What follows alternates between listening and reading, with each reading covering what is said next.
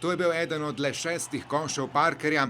S trojkami Klejze, ki je bil z 20 točkami najboljši strelec, so Litovci dobili prvo četrtino. We had a perfect plan.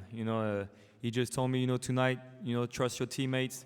They're going to double team you. They're going to come hard on the pick and rolls. Just trust your teammates. And if you score 10 points, we'll win the final because your teammates, they're going to show up. In res so se.